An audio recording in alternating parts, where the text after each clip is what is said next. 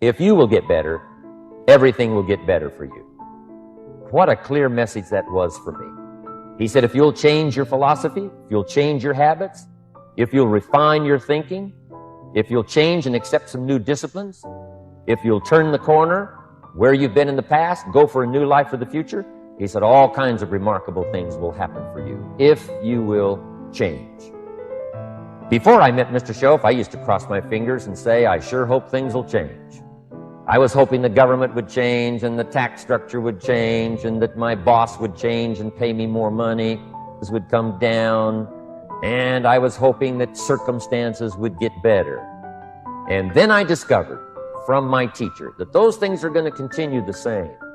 In fact, all of those things that happen to us is kind of like the wind that blows.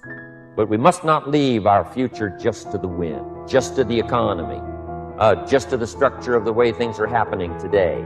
Here's what we must learn to do. I went to work to try to change myself. And I picked up that promise. My teacher shared with me that if I would change, my income would change. If I would change, my bank account would change. If I would change, my future would change. And sure enough, his promise came true for me. Things started working for me, changing my life all those years ago. We don't have to change what's going on out there. That's the wind that's blowing.